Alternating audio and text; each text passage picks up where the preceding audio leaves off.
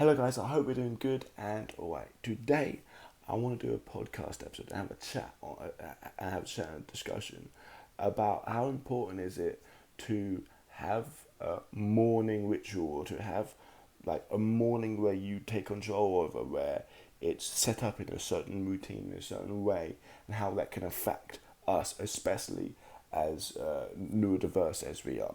So guys, and I'll tell you some stories and some things that happened in my life. So guys, I hope you enjoy today's episode.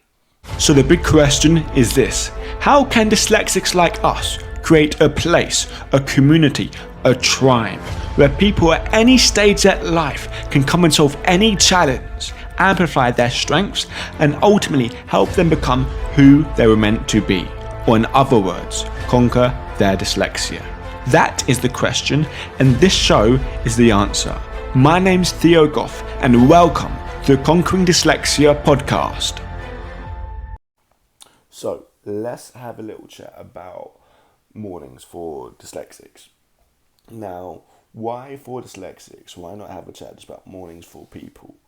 And I want to have the simplest answer for that is that we as dyslexics are messy. Not just like in the way messy room, messy that, even though we always do, but we're messy in the sense of that we just forget everything. We forget where everything is. We lose things all the time. Like, some of us don't. Some of us are fine with it. I'm jealous for you lot, but I know myself. I lose everything all the time. I put my phone down and then look like if I'm cooking food or if I'm doing something, I put my phone down and lose it for half an hour.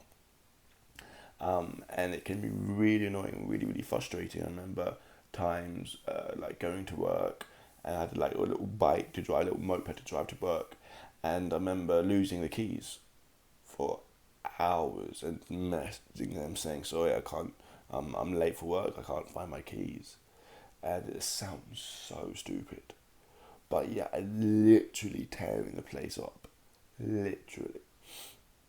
Not breaking anything, but just I just felt like I looked at every single spot in the house and I couldn't find it, and it was crazy. And this does, I think, play an impact about how people would think, view you. You know what I mean? And this has happened in work and stuff, where you and me, people say, oh, you're so messy, or you're so this, or you left your phone here, you left this thing here, you left that thing here, and always losing things. And honestly, that's my normal way, and I think a lot of us can relate to it, of just putting things down and moving on, and always being so messy. And the impact, it can be for me to be organized, so you keep everything in a certain order, it would take my entire focus. That would be my only goal for today. The most important thing would be everything to be in order and to know where everything is at all times. And I drive myself insane doing that, because I could focus on that and not focus on anything else, or focus on anything else and just do. You know what I mean? And I know what everyone says this, and you've heard this a million times. Put it in the same place over and over again. Have a designated spot for this stuff. And I know that, and I've heard it over and over and over again. And so funny, I do have a designated spot, but it doesn't always go there. Or sometimes it doesn't always work, or sometimes designated spot is my bag, then I lose my bag, or something like that. But I've heard this over and over again. But the reason why I want to tie this into talking about, say something like a morning ritual, or I say morning ritual because I say it over and over again, like morning routine, or masking the morning, or taking control of the time. Now, no matter who you are, no matter you always have a morning routine. You know what I mean? Whether going to school, going to work, or not doing anything, we have a morning routine that we do more often than not. We know, okay, tomorrow is the first thing you're going to do. You're either going to get up, maybe go to the toilet, maybe do this, maybe have a shower, whatever, but you know it. And the importance of having a morning routine where you set yourself up, not just to wake up and just do the easy thing and to do the habit, but do something that could actually be empowering, can do something that can actually set you up to have the best day possible, something that can set you up to kind of grow, to be a better today than you were yesterday, in a sense. And the whole this mindset is comes down to conquering dyslexia, because conquering dyslexia, you always have to work on yourself. Always, dyslexia is always going to be there, so you always have to be one step ahead of it. You always have to be one step. You always have to kind of like work it out and kind of see where the challenges are going to come up and anticipate them and have solutions before they happen. And one thing is the morning ritual. I call it morning ritual, morning routine. You have to have a plan for the day. You have to be organized with the important things. This is really, really key. Everyone says you always be organized. Everyone says that like no matter my place is very, very clean. I'm basically like a cleaner. A cleaner. Spotless. Everything moves. My t-shirt that's like stained, that I haven't thrown away, has been cut up. And this happened yesterday. I came home from work and it was just like, I don't feel comfortable because everything's very messy. Everything's very clean, I mean, because I'm comfortable with a certain bit of messy. Anyway, but my point is saying, like, you don't have to be clean or organised like other people's standards. You just have to do what's most important to you. And I have a little plan, I have a little thing about the outcomes or the actions or the things, and I know what's most important. Like, my phone's very important. It is, you know what I mean, certain food, certain this, certain that, organisation with certain things, very, very important. Because I know if I don't have that, well, firstly, if I don't have it, like I prepare my food each day, I kind of know what I'm going to eat. I kind of know what times I'm going to do things. I kind of know what time I'm going to wake up, what time I should go to bed. I know what things I should do before I should go to bed. I know what things I should do when I get up. And setting things up, like I go to bed, I set things up for the morning, I make my drink for the morning, I have my bag for the morning, and have all this stuff. And the whole purpose of it, well, what the biggest one benefit of it is that you don't think a lot.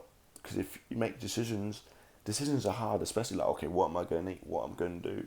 If you have it like more automated, more like, okay, just go and do this.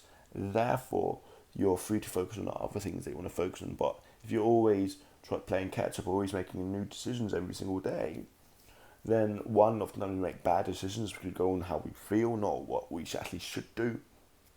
Because sometimes we don't feel like doing something even though we know we should do it. And if you make a decision at that point, okay, you're going to do what you feel. But if it's planned in advance, if the food's ready for you, because like, I know if I don't eat my food, it'll go off. And I don't like wasting food. And decisions are a lot more easier to make when it's prepared for you. I mean, when my drink's there, this is there, it's easier to get up early and work out. And how this has benefited me, like, if like that's normal, that's the healthy advice. Well, not healthy, that's the kind of like good stuff to do. But if you see my little planner, I have this little planner, how do I call it? I forget, but results focused. Anyway, I've got this planner that has outcome, reasons, and actions. Now, I've learned this ages ago by Tony Robbins. You can search up Tony Robbins' like planning system. There's a video of it. That's how I learned it. But basically, I've been doing that since at that time, and it's a very inbuilt habit of me. There's multiple different ways I do it, but primarily I do it on the computer, where like, and I added to it, but I do outcome, like, okay, what's my outcome? Okay, I want to be really good. Be like, let's say it could be organisation, let's say it could be a test, let's say it could be work, let's say it could be this, but a very specific outcome. How do you want to feel at work? How do you want to do this? How, you know what I mean, like, what do you want to do? Why? To give you more motivation. And the actions, like, okay, action plans. And that for me has been unbelievable in doing what I want to do, as in, you know, mean, writing a book, as in doing these podcasts, as in doing this little Davis dyslexia method, which is like, I'm practicing all the words. 99.999% of people don't do that. And if I didn't do that, I wouldn't be organised in my head. Because it's like this, it's like my friend said on one of my, I had this dyslexic summit where I was speaking to him, he does these mind maps, I forget what he's called, sorry.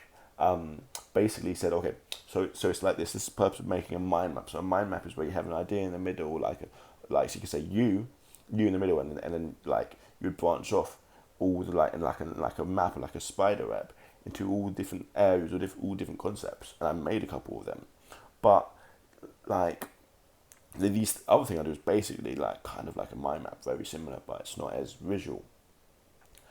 Anyway, what he said about this is, I said, why is it important, or how could it benefit us? And he said a story about this. So neurotypicals are like this. Imagine a shed, and neurotypicals are like a normal shed with gravity. You put like a hammer down in a certain place, and you walk off, use them, and you come back. The hammer's in the same place you've left it. Everything's there. Like they're kind of like, because it's like that how the brain works as a storage system. Like you put something in a certain place. Okay, like say it's alphabetical order. Like the word and. Look for the A. Okay, you're on A. Look for the A and then the and. Okay, this slot's here. And then you go back and find it. But dyslexics aren't like that. Dyslexics are like a recipe. It's like making a cake. You put one bit of ingredient, you add some flour, you add some egg, and then you mix up together to make not flour, not egg, like this gooey substance, so it's different. And then you put other things in it, and other things, you put sugar, whatever, flour, whatever. And then it makes a new thing. That's how dyslexics work, how we learn. We have one bit of information and we combine it with everything else we know. But we don't keep things in its singularity. That's why bad names, numbers, figures, blah blah blah blah blah blah blah. Because if I leave something down on the table, I'm not going to remember where I left it, because I'm going to go off and it's just gone. That visual information is gone from me. And that's what it's like. So it's like a shed without gravity. Because imagine a shed without gravity. Everything's flying everywhere. Nothing's nailed down.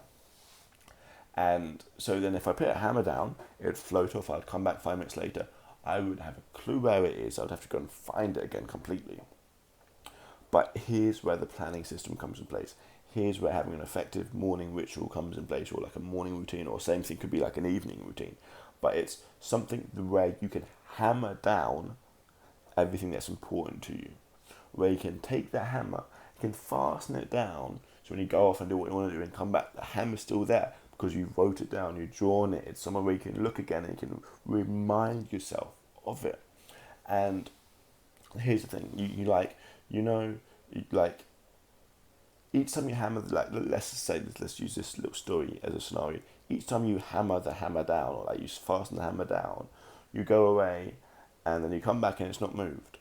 But then if you go away again and then come back, it might have moved, because you don't come back often enough. Well, because we don't review it often enough. Well, basically, it's because we don't practice it. We don't have that discipline of practicing a lot.